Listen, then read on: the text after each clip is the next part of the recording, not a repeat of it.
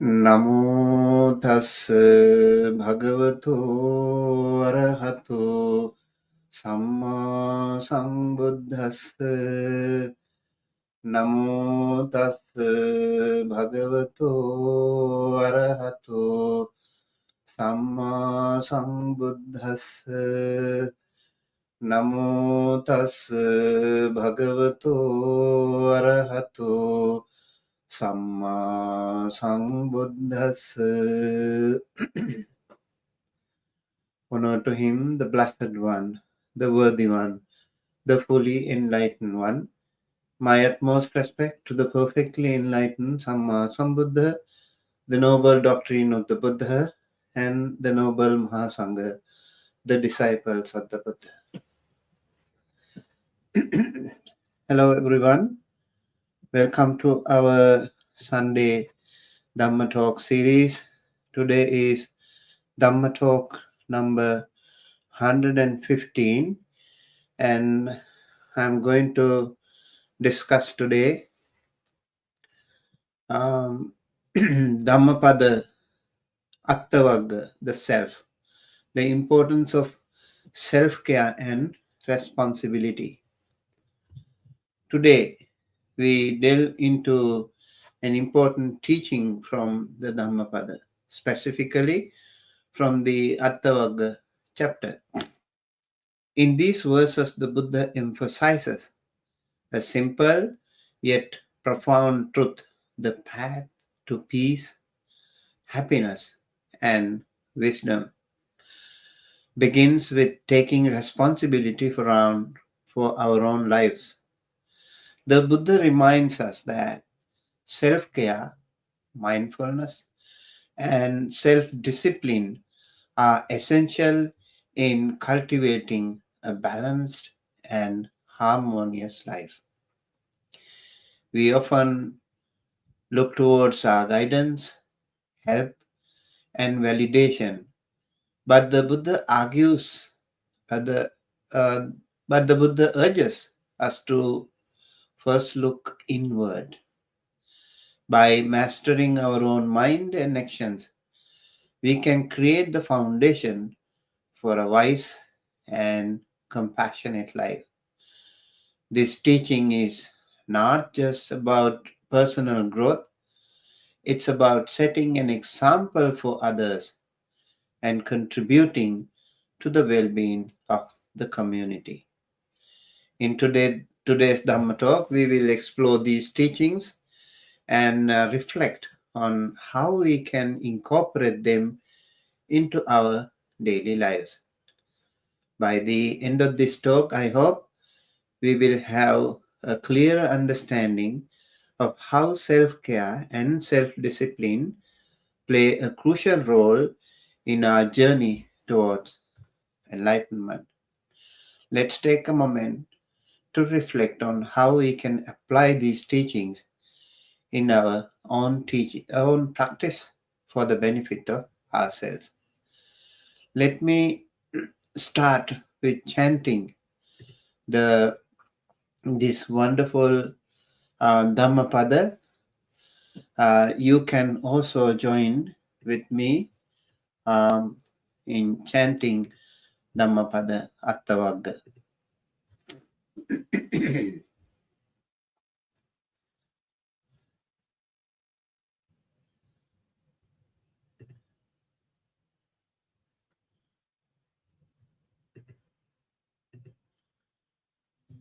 Okay. Attanang che piyang janya rakheyanang surakhitang tinnam anya tarang yamang patijaggeya pandito attanameva pathamang patirupe nivesaye athanya manusaseye na kiliseye pandito attanang che tatha kaira yathanya manusasati Sudanto Atta Dhammetha Attahi Kira Duddamo Attahi Attano Natho Kohinato Parosia Attanava Sudantena Nathang Labhati Dullabhang.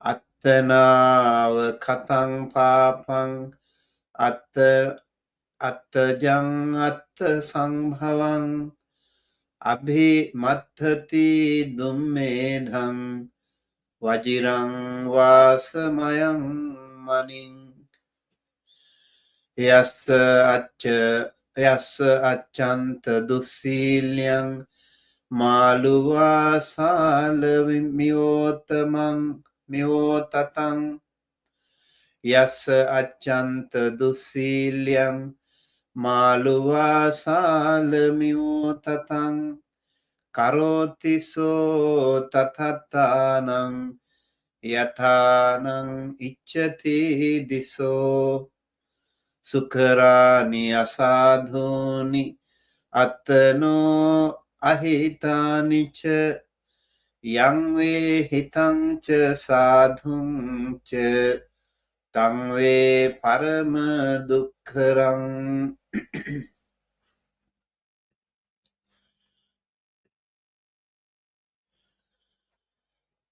Yo sasanang arhatang ariyanang dhamma jivitang patikko sati dummedho ditthing nisaya papikang Phalani katthakaseva attaghamyaya phallati attanav kathang papang attana sankilisati attana kathang papang attanav visujjati suddhi asuddhi paccatang Nāñyamanyo visodhaye attadattang parathena bahuna pina hapaye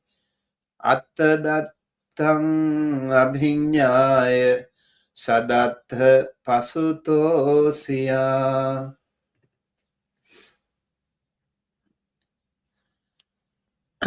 Okay, so this Atta Vagga, the self, is a really helpful and useful lesson for all of us, because in this section of the Dhammapada, the Buddha emphasizes the importance of self-care, self-discipline, and taking responsibility for one's own well-being.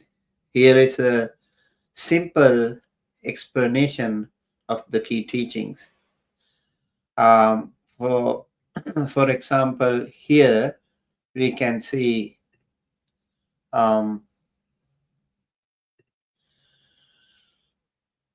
the first stanza, 157. Atta nang che piang janya rakheya nang surakhitang tinna manya tarang yamang patijaggeya pandito. If one holds oneself as dear, one should protect oneself well.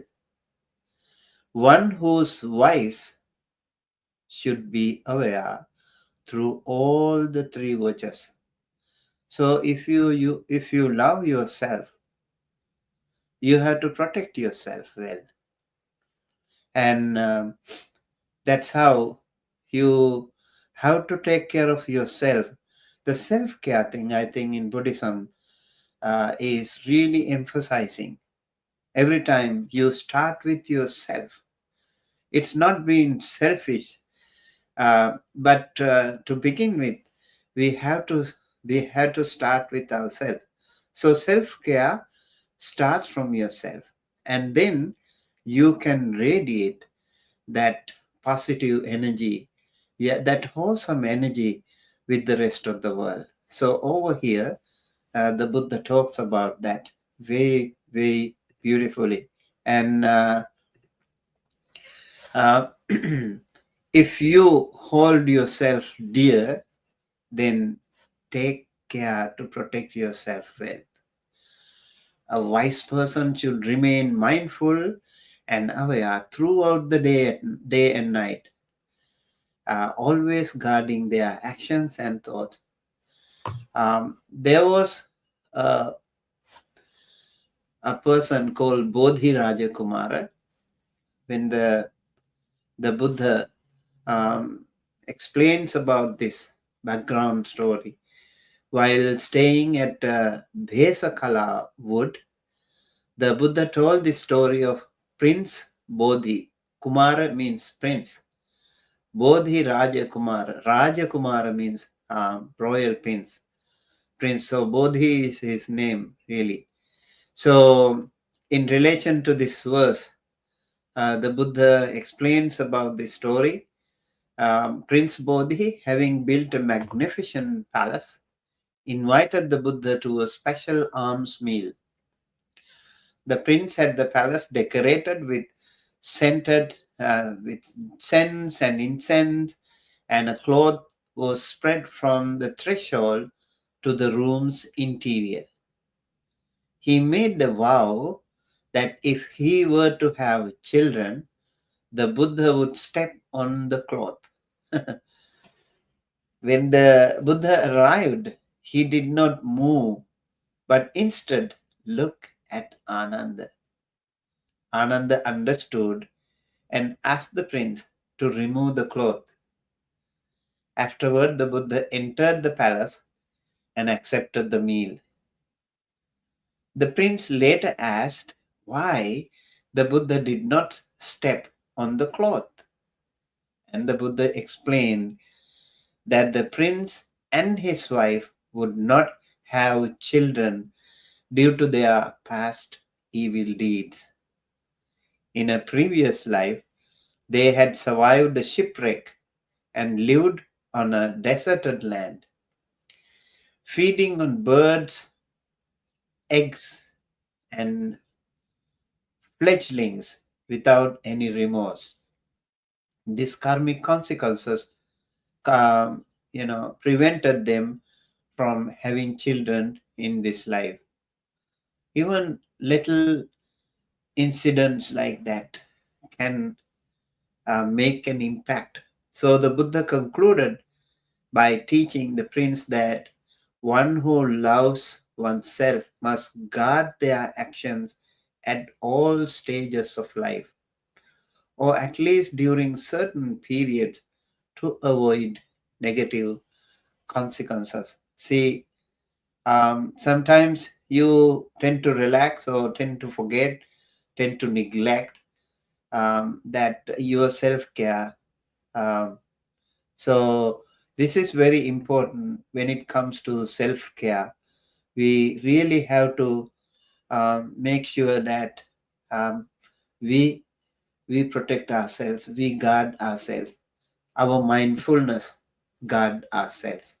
So if you have the mindfulness as a caretaker or gatekeeper, I think there is a greater opportunity for you to protect yourself. Just like a gatekeeper protects the institute, the office, the college, or any other place, the people inside can work freely and fearlessly because of that, because the gatekeeper watches all the time whosoever comes in and out. The safety and the security of the institute will be well taken care of by a well trained um, gatekeeper, security guard. Similarly, mindfulness will be the key to our safety and protection and security. We need to train mindfulness all the time. If we do not pay attention to this aspect, then we don't know what's going to happen to our own self care. So be mindful, be alert all the time.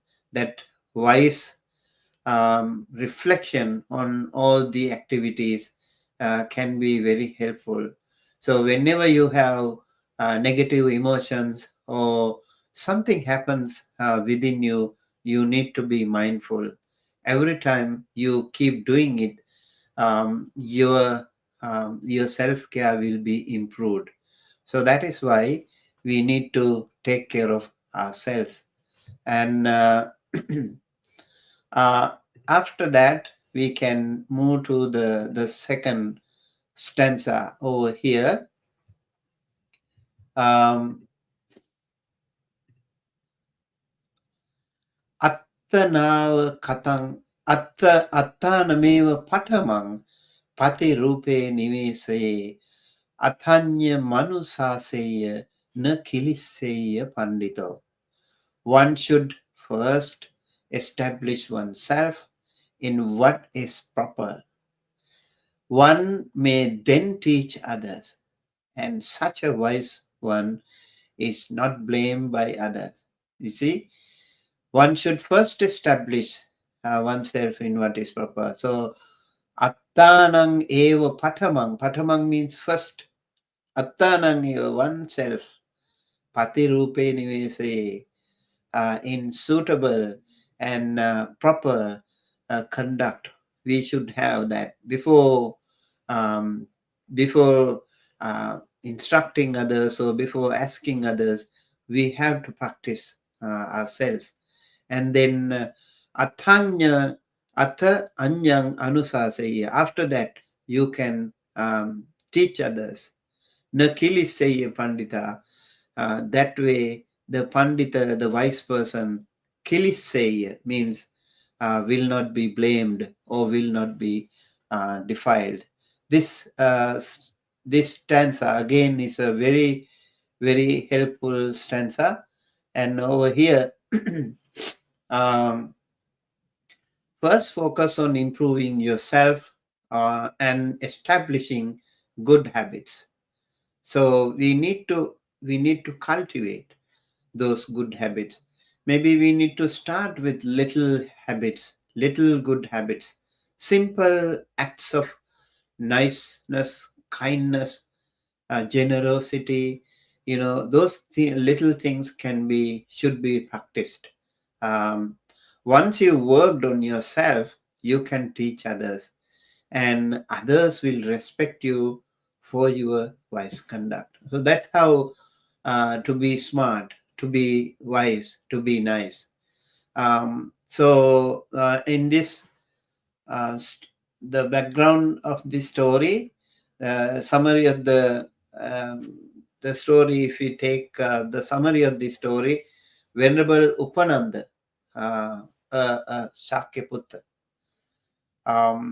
So while residing at the Jetavana monastery, the Buddha spoke a verse regarding Venerable Upananda, a monk from the Shakyan clan. Upananda was an eloquent preacher who taught others to avoid greed, live with few desires, and practice contentment and frugality. However, he did not follow his own teachings. He would take all the robes and requisites given to him by the others, despite preaching against such behavior. Even the monks can be greedy towards their profits, or their what we call parikara requisites. One rainy season, Upananda traveled to several monasteries. At each one, he learned how many robes the monks usually received as donations and left his personal belongings there to claim the robes later. This is very interesting. Like, see the greed of Upananda, the craving, the desire of him. After the Vasa, he collected his robes from these monasteries and returned to his original monastery. So he observed Vasa literally at multiple locations, multiple temples. He would leave his walking stick in one place and maybe some other belongings in different monasteries, so to represent himself. And so people um, would, out of generosity, people would say, okay, there is another monk here, and so they would leave their requisites for that representative monk. So after collecting all his um, requisites, parikara, he returned to his monastery. On his way, he encountered two young monks arguing over a robe and a velvet blanket. So they were also very greedy, and they were working on that. Then he mediated their dispute by giving each monk one robe and keeping the velvet blanket for himself. So he did kind of resolve the issue by exchanging. He took the velvet blanket for himself. He had more robe, so he could give extra robe to them. The young monks were dissatisfied and reported the matter to the Buddha. How dare he does like that? And the Buddha replied that one who teaches others should first teach themselves and act according to their own teachings. This simple act, the background story is about monks, but it can be applied uh, on all of us in all our daily life activities, what we do, how it can happen to us that we also have this problem sometimes, right? So we have to be mindful about that. One should first establish oneself in what is proper. One may then teach others, and such a wise one is not blamed by others. Um, so, if we move to the other next stanza, Attananche tatha kaira yatanya manusasati Sudanto atadammet attahi kira duddamo. As one teaches others, so should one himself act. Himself well tamed, one may tame others. To tame oneself is hard. Again, this is also connected to the previous one, previous stanza, just like that. How we have to be careful, how we have to be mindful about this act. You know, so self-care is not only, you know, caring for yourself, your well-being. The best self-care could be to tame yourself, to have that self-discipline. You need to have your own self-care policies. You need to have some good conduct, good moral values. That way you can have a better self-care. So very important lesson again for all of us over here.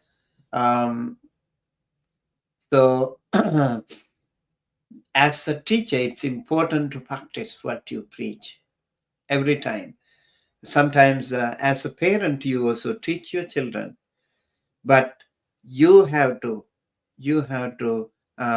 lead from the front, lead by example. And as a monk or as a politician, as a religious leader, as a political leader, as a social leader, when we do things, when we preach things, we also have to practice what we preach. Otherwise, it won't really go to the hearts of the other people. A wise person tames themselves first. That is very important. You tame themselves, uh, and through their own discipline, they can help others to improve. So the Buddha said once that if you want to help others, you help yourself first. For example, if you want to help others to enlightenment, you enlighten yourself. And if not, you will be helping others all the time without helping yourself. That will sink yourself in the mud more and more, and the others will cross over the mud through you, but you will not be able to get out of the mud. You will sink more and more in the mud. So remember to practice yourself first. Remember to act upon your own words. That will be really, really important. It really helps each and every one of us. So here, there's another story actually of Venerable Padhanika Tissa. And many stories, many of these Pali stanzas, Dhammapada stanzas are related to monks mostly, or sometimes to other people also. There are a lot of stories, background, behind the scene stories over here. So while residing at Jetavana Monastery, the Buddha spoke a verse about Venerable Padhanika Tissa. After receiving a meditation topic from the Buddha, Padhanika Tissa went to the forest with a group of monks. He instructed them to be diligent and mindful in their meditation practice. But despite urging them to meditate through the night, he himself would lie down and sleep. So, what he did was completely against his own policy.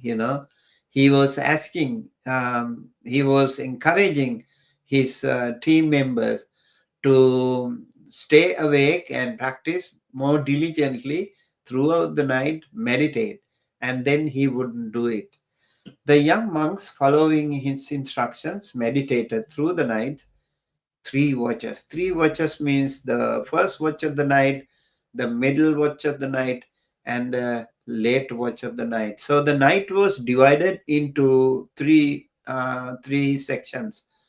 First segment and the second segment and the last segment. That was how they counted their clock those days. Uh, Today we have digital cameras. Today we have digital clocks. We have manual clocks. We have wall clocks, table clocks, watches.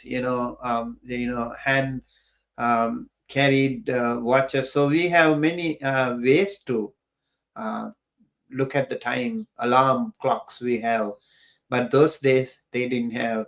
They knew it by um, naturally being mindful of the time factor. So first of the watch of the night, the second watch of the night, and the middle, the third watch of the night. So, however, these monks, the young monks, they were practicing the three watches of the night. Um, However, they soon became exhausted and found it difficult to focus on their practice. It's not easy, especially when it comes to be awake throughout the night. It's not easy. There was a special practice called Jagaryana Yoga. So that time, the monks and those practitioners, especially the forest meditators, they would practice this Jagaryana Yoga. You will not sleep. You will be awake throughout the night. This is a difficult practice, actually. Upon investigating, they discovered that their teacher, Padhanika Tissa, was not following his own advice and was sleeping most of the time. Disappointed, the monks felt that their teacher's actions contradicted his teachings, and none of them made progress in their meditation. See, when the leader is not acting upon his own words, then the followers will not also not be encouraged. So they will also not improve. So what happened? They didn't do any progress. Some Sometimes this also happens. Like when you do good things, it's more and more challenging. It's easier to do bad things. It's very difficult to do good things. So when you start meditating, for example, your mind also rests. So you have to be extremely careful, mindful in dealing with this delicate, fragile situation. If you force more, then the mind will also become drowsy, or maybe react against that. It can be even violent or restless or aggressive at times. So we have to be carefully dealing with these things. We have to be very mindful, we have to be very cautious about the progress of the mind. We can't push too much. We have to work hard, but then we have to be also very cautious in doing so. Sometimes when we do it overly, over enthusiasm can also lead to something like this. You start meditating. For example, sometimes people go to 10 days retreat without much training. Before going to 10 days retreat, you have to practice yourself. Maybe 1 day retreat first. Few 1 day retreats can help you. Without doing it, if you go directly to 10 days retreat, you will find it very challenging, very difficult. So that's why many of the teachers, they ask, for several weeks you need to stay away from certain habits, certain activities. That way you can be physically and mentally prepared for that. So very important. I know, for example, those Vipassana, Goenka Vipassana retreat centers, they have 10 days retreats. After completing several 10 days retreats, then you can go to maybe 30 days. Maybe later on, when you do it several times, you can go for 45 days. And when you do it several times, then you can go to 90 days or something. So that way you are gradually training yourself to come to that stage. Without that, it will be hard. Even for one day, one whole day retreat, if you are not prepared, it will be difficult. I think in a Buddhist community, they have Buddhist calendar. Every full moon day, you have a great opportunity to practice a 1 day retreat. Every month, you have the opportunity to practice 1 day retreat.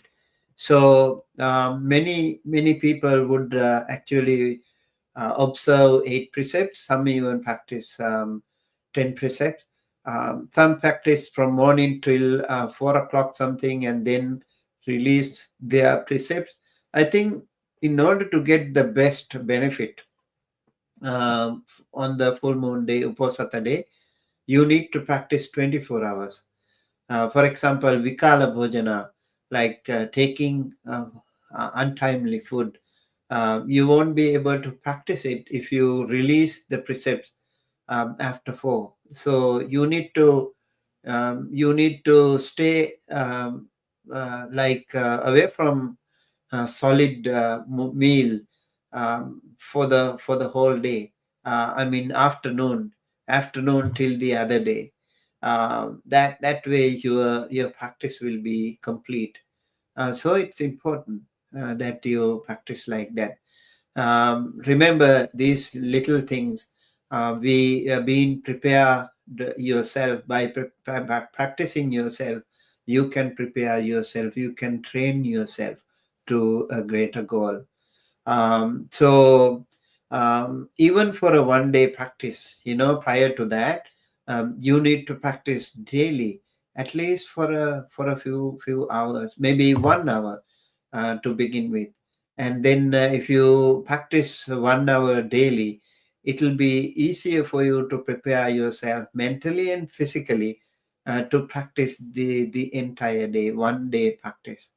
And even for 1 hour practice, you need to prepare yourself, before you have to begin with.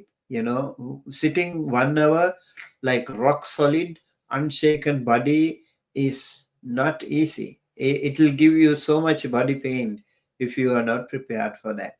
So I recommend, you, if you have never meditated before, you just practice just 5 minutes. 5 minutes for 1 week, continuously, same time, same place. You find a peaceful, silent, quiet, more secure place for your meditation at your home, and then practice 5 minutes. 5 minutes, I think you can pull it out from any challenging or busy schedule. Maybe immediately after wake up, immediately before going to bed, immediately before driving, immediately before starting your work, or immediately before starting your studies. You can find 5 minutes and focus on that 5 minutes. 5 minutes, 5 minutes, several 5 minutes. You can meditate throughout the day like that. And then you have to, after 1 week, you have to increase it, maybe 5 minutes to 6 minutes, and then keep working on that for another week. And then you can increase another minute.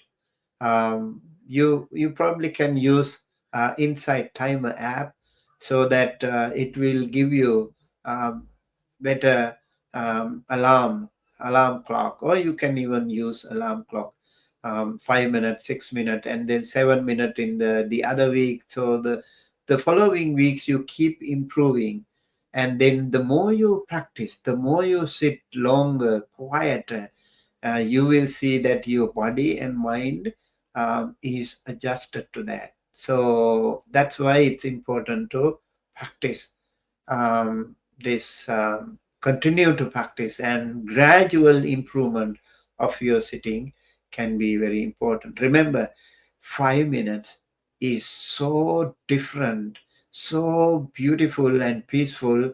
uh, if you have never meditated before, just keep yourself, observe yourself. After closing your eyes, listen to your own breath, listen to your own mind, listen to your own body. This thing can give you tremendous opportunity to explore deep into yourself. So take a deep dive into yourself. That insight, that going deeper into yourself, self investigation, can be amazing. So if you can practice 10 minutes, it's much different, much better than 5 minutes. And then after 15 minutes of practice, you will see so different. So every week you will improve. You will have a different, improved and advanced accomplishment. If you can practice like 30 minutes every day, you will see it is so amazing, so beneficial. And then if you go to 45 minutes, that's again another realm, very, very, very beautiful and powerful experience. And then if you can practice 1 whole hour, that will be tremendously beautiful and powerful experience. If you want to achieve jhana, for example, better you focus more than, better you practice more than an hour. That way you can go much deeper, take a deep dive into your focus, attention, and concentration. So that's about focusing, and then keep doing it, and then you can go for, 1 day retreat, and then you can go for 10 days retreat, and then you can go for 45 days and 3 months or whatever. So similarly, with every other action, we have to be prepared ourselves. Okay, so we'll move to our next stanza.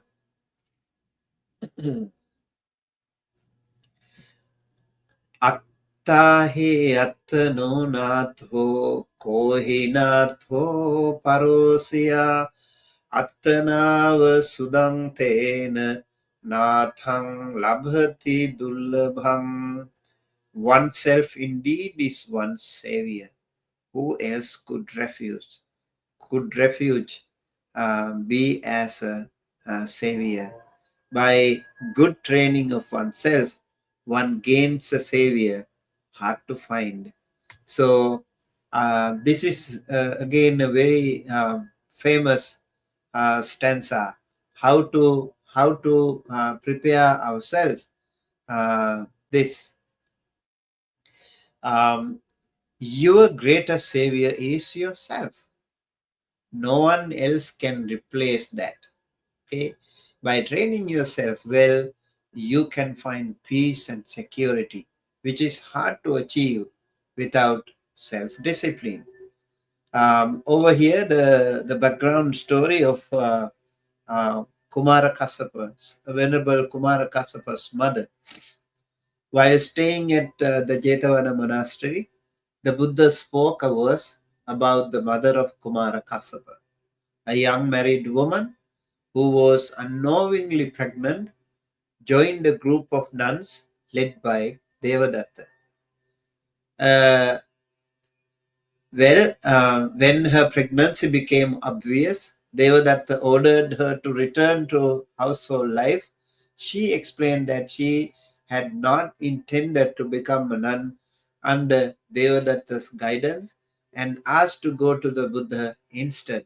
The Buddha, knowing she was pregnant before joining the nuns, sent for various respected individuals, including King Pasenadi, Anathapindika, and Vishaka, to settle the case. That was a very wise move by the Buddha. Vishaka examined the woman and reported to Elder Upali. Venerable Upali was the foremost among Vinaya. So Vishaka explained that the woman was pregnant before she became a nun, and thus her morality had not been compromised. So the woman later gave birth to a son who was adopted by King Pasenadi Kosala, and he was named Kumara Kassapa. Okay, that's the story of Venerable Kumara Kassapa, a very powerful monk. As he grew older, Kumara Kassapa became a Samanera and eventually attained arahantship after diligent meditation practice. Years later, the mother longed to see her son, but when he did, Kumarakasapa deliberately spoke harshly to her to sever her attachment. The mother had the attachment, so she was still, just a mundane bhikkhuni. But when she met Venerable Kumarakasapa, who was already an arhant, he intentionally was harsh because he knew that his mother was very much attached to him, knowing it would be a hindrance to her spiritual progress. His stern words made her realize the futility of her attachment, and she decided to cut off all attachments to him. So this was an intentional act from the side of Venerable Kumar Kasapa. This led to her attain arahantship that very day. So remember, those can be the stumbling blocks for many of us. Parents or others, teachers, sometimes, they have too much attachment to their children or to their students, to their disciples, and then it will be that itself can be a stumbling block to their spiritual progress. So the Buddha then taught that in the pursuit of spiritual goals like arahantaship, one must rely on their own efforts, not others. So you have to work on yourself. You have to make sure that you are good in your own conduct. That way, you can really progress. Very important lesson again. Okay, so let's move to the other stanza. Attanawa katang papang attajang attasambhavang abhimathati dumme dhang vajirang vasmamayang maning. By oneself alone is evil done. It's self-born and self-produced. Evil grinds the unwise one as diamond does the hardest gem. Very beautiful um, metaphor is there, simile is there. So evil actions come from within and they harm the person who commits them, just as a diamond grinds grinds the hardest gem. Being unwise leads to suffering, just like a self-inflicted wound. So if you want to get out of that, if you want to purify yourself, turn towards yourself and look into yourself and then recognize it and then accept your mistake, accept your fault. If you do that, you have a greater opportunity to come out of that and purify yourself. Over here, the background story of Mahakala Upasaka. While residing at the Jetavana monastery, the Buddha spoke a verse about Mahakala, a lay disciple.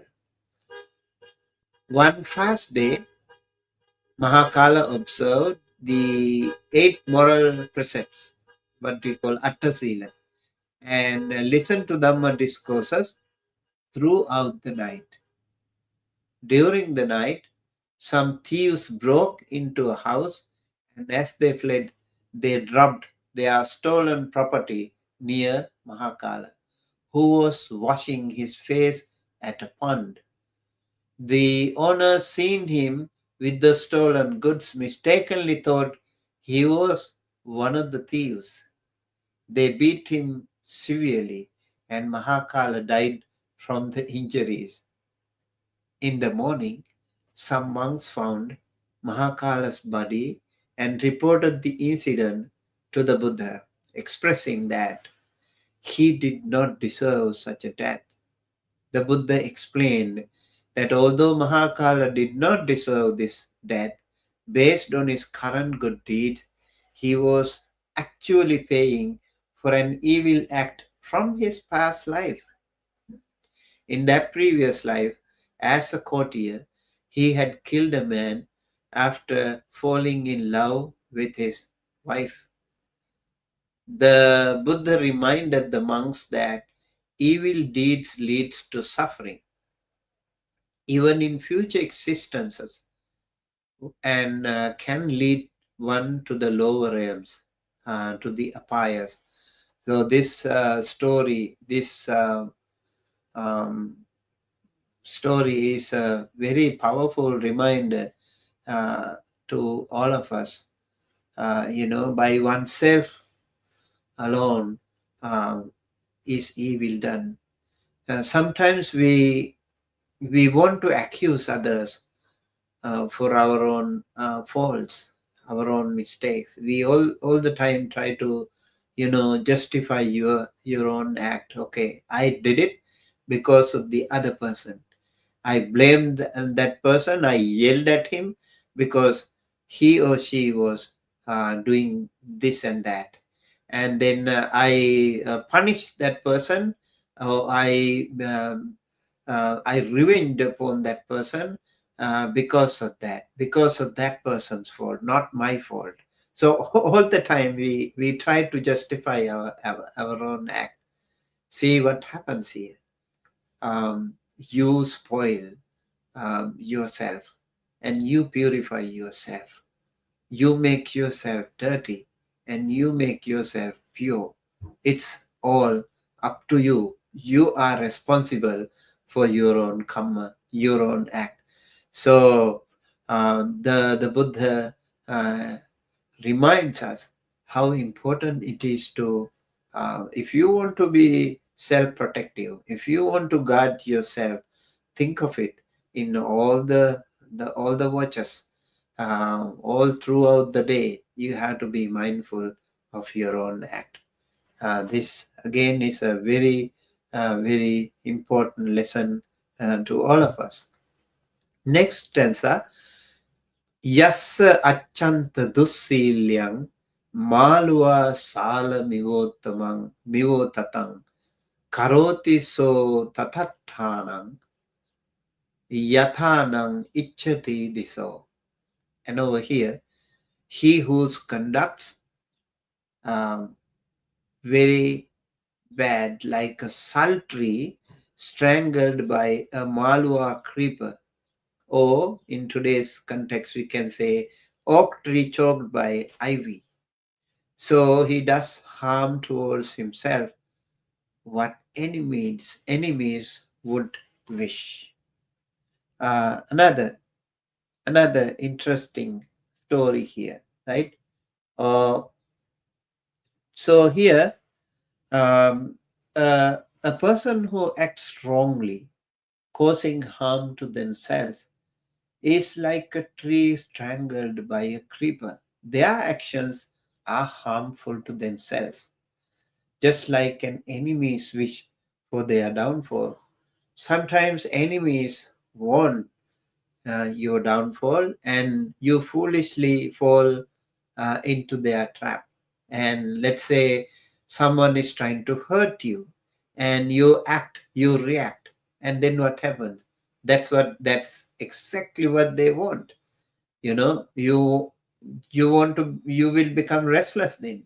You will panic then you won't be able to take correct decisions. You will mess up with things. You will be disorganized.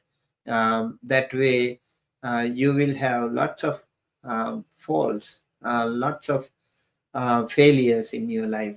Remember that every time this thing happen, you have to turn towards yourself. If someone is trying to harm me, hurt me, damage me, then I should be able to maintain my inner peace. I should try my best to maintain my inner peace, because that's not my fault. That's the other person who is doing that. And why should I punish myself by becoming, trapped, by fall into that trap? So it's something very challenging. I know when somebody is trying to yell at you, or trying to hurt you, or trying to damage your reputation, then maybe you go social media, you try to defend yourself, and that way probably this case will become worse. Instead, you focus on yourself. It's okay. I know who I am. I know what I did. I know what I think. I know how pure in my heart. It doesn't matter. I don't have to defend sometimes. You know, you don't have to, because the time will explain everything. Time will reveal everything. So I guess this way we can practice. We can maintain our own inner peace. A lot of people I know, they talk to us how challenging it is when somebody is hurting them, damaging their reputation, and things like that. People talk about, a lot of gossip about this. a gossip monger. So it's very natural because the tongue doesn't have bone, so it can wag. It is very flexible, so people can say anything. People naturally say things like that. When you meditate a lot, then people might say something. If you become a very good moral person, then they would say something, if you don't do something, also they will blame you. If you do something, then also they will blame you. That world will never end. They will always try to find a loophole. They will try to find a mistake in you, trying to hurt you. You are the one who should be smart, skillful, by not turning to by not falling a prey to them. They are trapped. So be mindful about that. Over here, very interesting story of Devadatta. We know about Devadatta. While residing at Jetavana Monastery, the Buddha spoke this verse about Devadatta. Some monks were discussing Devadatta's immoral actions, including his attempt to gain fame and wealth through deceit, his manipulation of King Ajatasattu uh, into killing his father, Bimbisara, and his three failed attempts to kill the Buddha. So his plan was to kill the Buddha and, become the leader of the bhikkhus and bhikkhunis.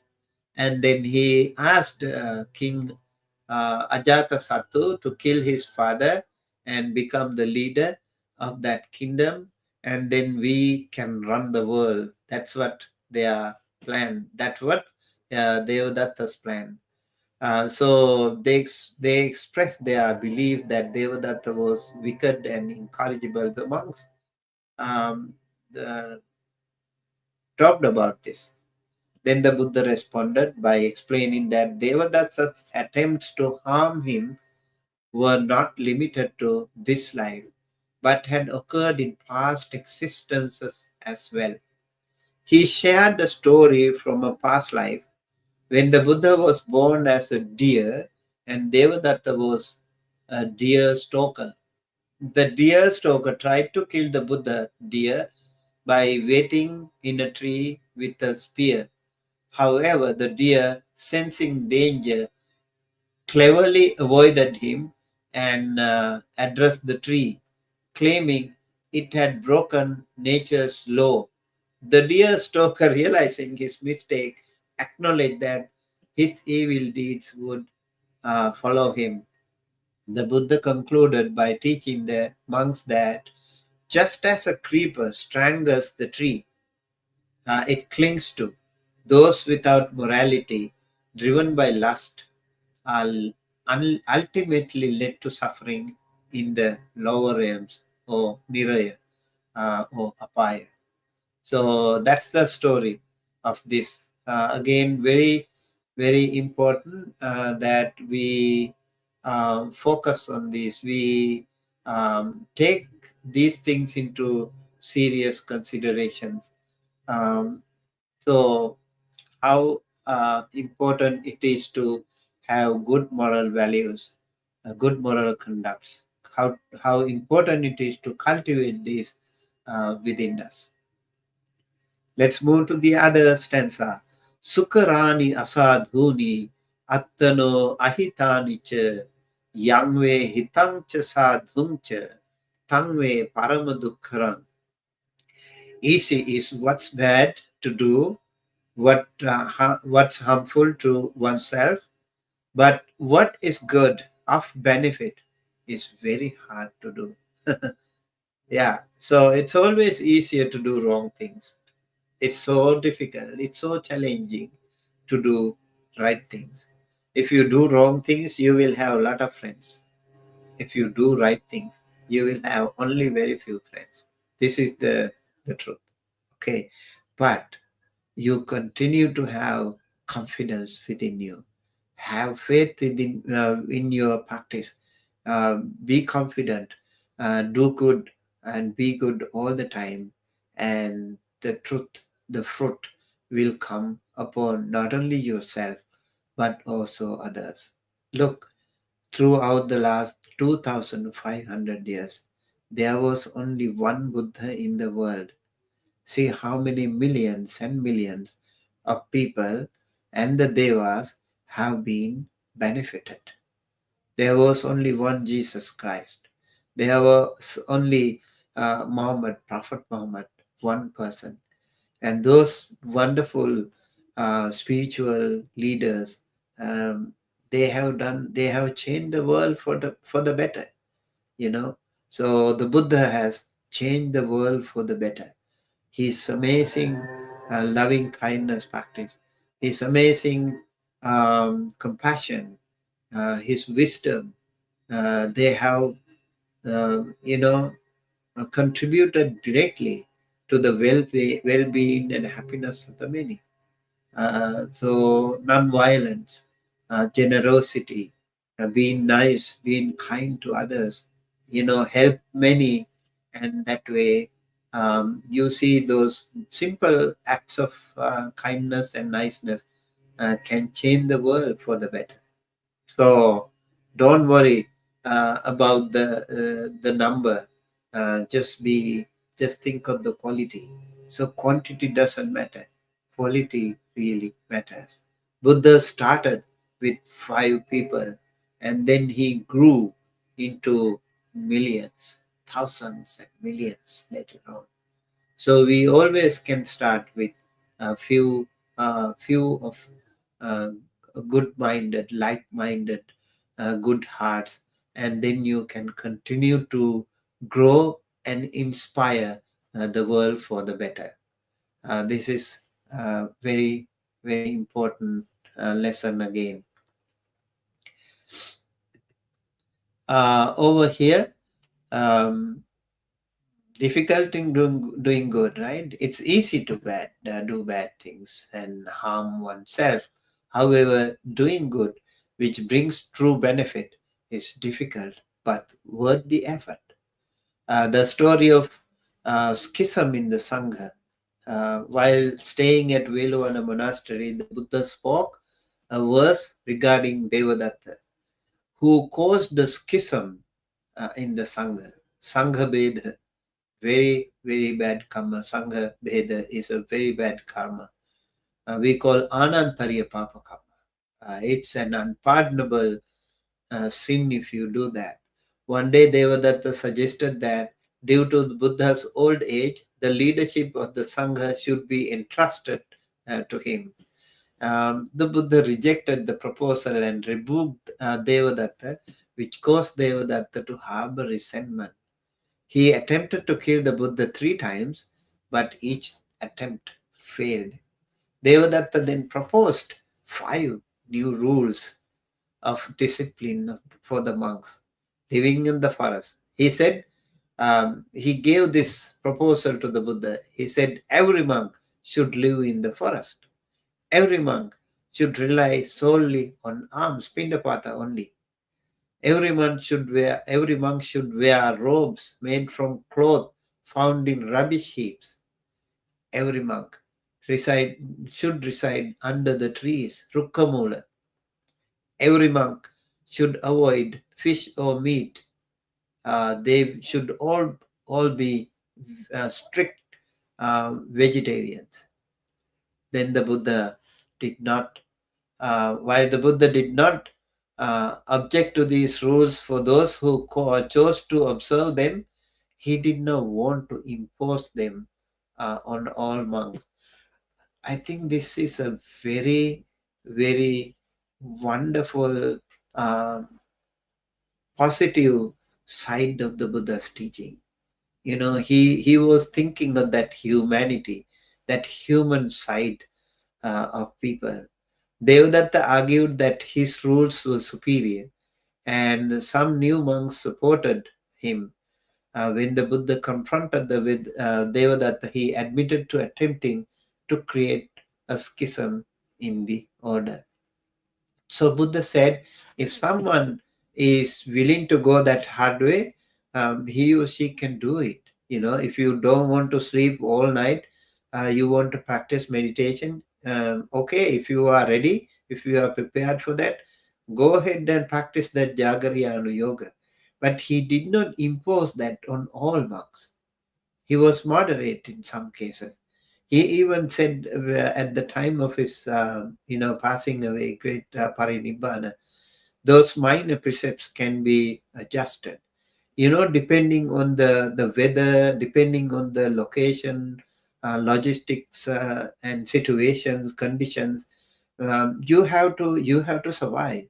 If you practice those very hard and fast rules everywhere, it will be difficult for you to survive. So that flexibility, that moderate act, that middle path, was the key in Buddha's teachings. Um, I really like that Buddha's idea of that middle path. So, despite Buddha's warning that this was a serious offense, Devadatta continued his efforts. He told Venerable Ananda that he would observe the Sabbath and perform the duties of the order separately from the Buddha and his monks. Later, Devadatta led 500 Vajjiya monks to Gaya Caesar, breaking off from the Sangha. So there were people, even the Buddha's days, you know, there were some people who listened to him. Yes, yes, we should do that. We will follow you. So they all followed him. And so even today, there are like a lot of personal followers. They don't follow the Dhamma or the teaching of the Buddha. They follow personal teachers. That I think is also a problem. You should be open. You should be flexible. You should be able to investigate the Dhamma, match the Dhamma and the karma. That way, you should be able to figure out what is right. So when Venerable Sariputta and Moggallana visited the monks who had followed Devadatta, most of them realized their mistake and they returned to the Buddha. The Buddha reflected on Devadatta's serious offense. The Sangha Bheda was a very, very serious offense. And then warning that evil actions lead to great suffering and that it is much easier to do harm than to do good. So this again is a really, really interesting and important um, karma, a moral lesson to all of us. We have just a few more. Yo sasanang arahatang ariyanang dhamma jivinang patikkosati dummedho ditthing nisaya papikang phalani katthakaseva attaganyaya phalati. The stupid man who, on account of false views, condemns the teachings of the Arhantas, the noble ones ripen as a bamboo fruiting castor reed only for his own self-destruction. So eventually, the noble one would have that self-reflection, and eventually that will lead to his own self-destruction. The liberation, the enlightenment actually is about liberation. Okay, so again, this story. Uh, there is this condemning the noble ones, a foolish person who rejects the teachings of the wise based on false beliefs brings destruction upon themselves. Just like a fruit ripening on its own, their wrong actions lead to their own suffering. So the entire Atta Vagga is about self, how to purify self, how not to damage, hurt your own self. So here, the story of Venerable Kala While residing at Jetavana monastery, the Buddha spoke a verse regarding Venerable Kala. In Savatthi, an elderly woman cared for a monk named Kala as if he were her own son. Hearing about the Buddha's virtues from her neighbors, she wished to go to the Jetavana monastery to listen to the Buddha's teachings. Despite Venerable Kala's advice against it, she decided to go. When Kala learned she had gone, he worried that she might be losing faith in him. So he followed her to the monastery. Upon finding her listening to the Buddha, Venerable Kala approached the Buddha and requested that he teach her only about charity, dana, and morality, sila, as he believed she was too dull to understand deeper teachings. In in Buddha's actually teaching methodology, he would teach, those dana, dana katang, sila katang, sagga katang, like that. Uh, so he actually was trying to interpret that he was doing exactly that. But the Buddha, knowing that Kala's request was motivated by spite and wrong views, he had some ulterior motives.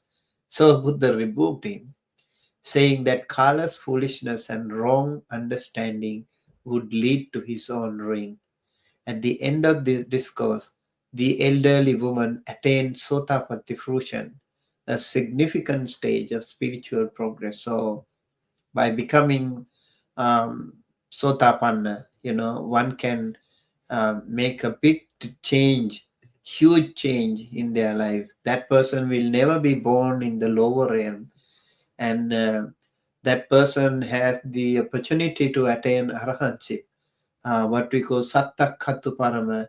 At the most, that person would be born only 7 times. So within that span, he or she will become arahanta, the liberated or enlightened. That's about this story. And then last, before the this is the second last stanza of Atta Vagga of Dhammapada. Attana katang papang, attana sankhilissati, attana akatang papang, attana visujjati, suddhi asuddhi pacchatang, nanyamanyo visodhaye. By oneself is evil done, by oneself defiled, by oneself it's left undone, by oneself alone one purified. Purity, impurity, on oneself depend. No one purifies another. Again, really a powerful lesson, reiterating the importance of uh, you know um, your own good. Only you can purify yourself. If you do something wrong, it's your fault, and you will suffer. Your karma will make you suffer.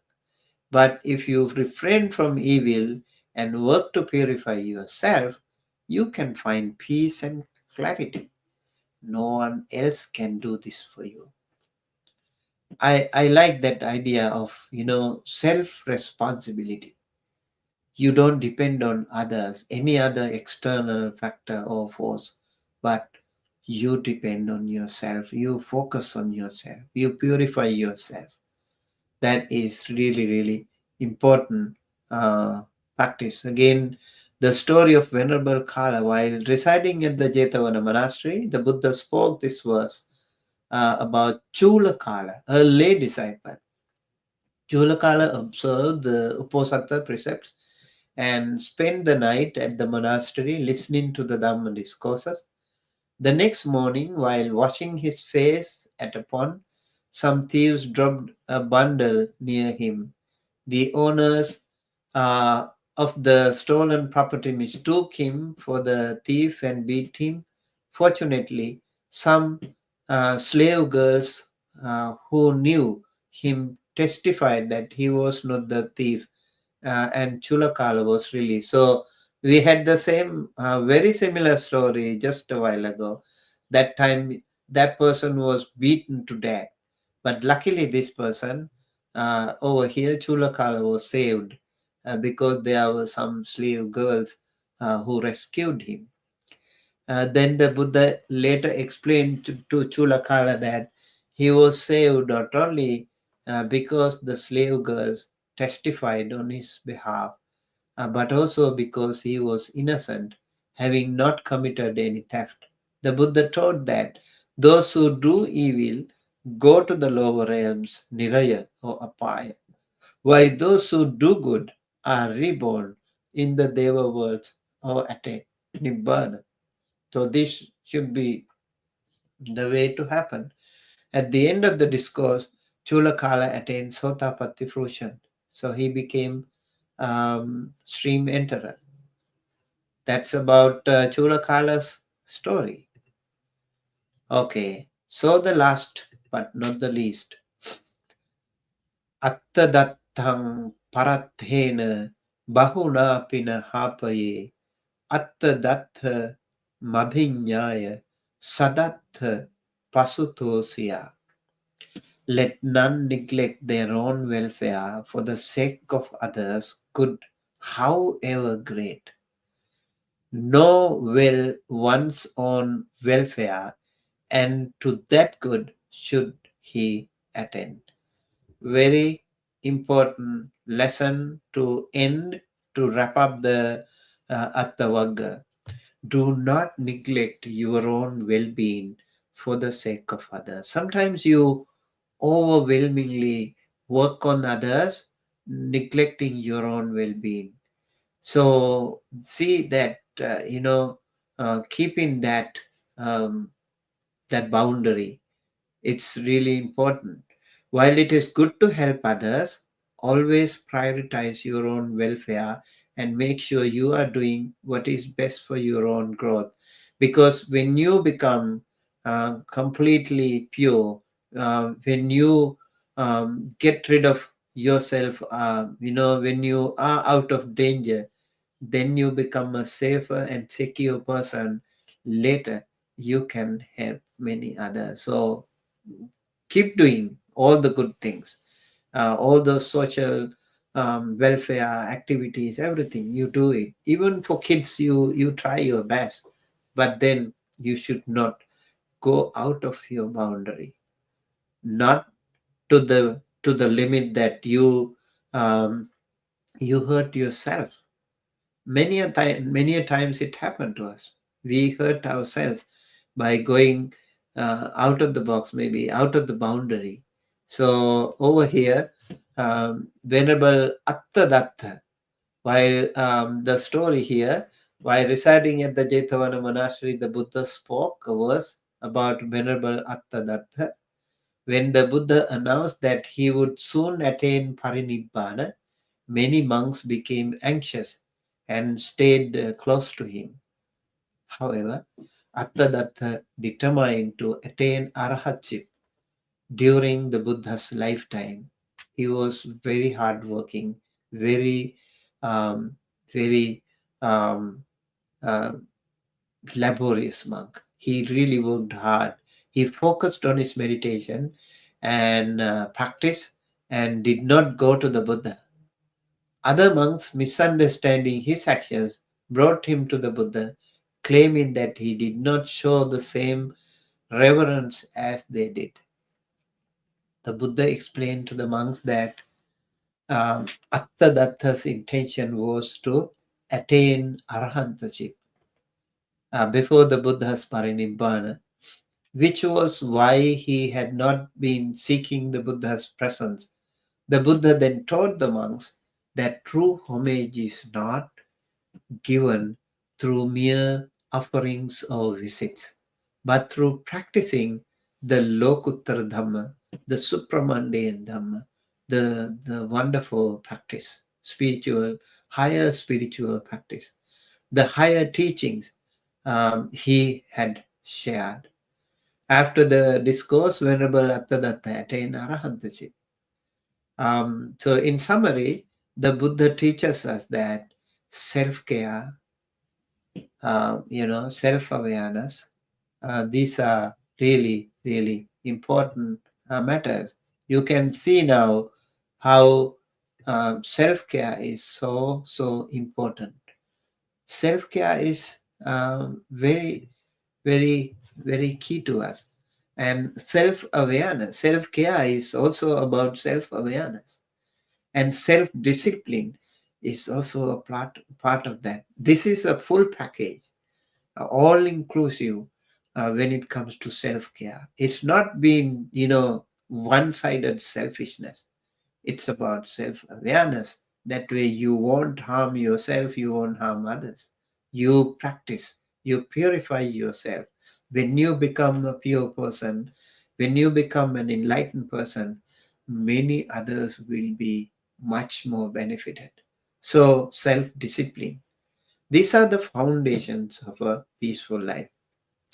We should focus on improving ourselves, live according to our values, and act wisely to, avoid harm and suffering. Through such efforts, we not only benefit ourselves, but also set an example for others to follow. So that is about Atta Vagga. I hope you enjoyed this session, and thank you everyone for joining us. We have Shruti, Josie, and yeah, she says, I practice 1.5 hours twice daily. I started with 15 minutes when I was new meditator. Thrice in a year, I go for retreat. I would say sadhu, sadhu, sadhu. Thank you. Keep doing it and keep inspiring other people also, Shruti. I wish you all the best. I hope you will continue to improve your meditation. And thank you for sharing. And we would like to hear more from you about your experience as you already practice 1.5 hours. That's a really, really great achievement. I really appreciate and Anumodana. Sanghamita, um, and we also have Kosala Kupakup. I remember him joining last time also. Thank you very much for everything today and this week. Sadhu, sadhu, sadhu. Okay. And yes, so with that, we conclude today's session. Looking forward to seeing you again with another Dhamma talk on Dhammapada. We will continue to teach Dhammapada. Okay. Yes. He says, I got the Dhammapada this week, like you suggested. Which one? Which one did you get? This one? I have the Dhammapada by Venerable Narada. So we completed today Atta Vagga, and next time I'm going to teach Lokavagga, the world. That will be our uh, next session. All right, friends. That with that I conclude today's session. Thank you, everyone, for joining us. May you all be well, happy, healthy, safe wherever you are. Sadhu, sadhu, sadhu.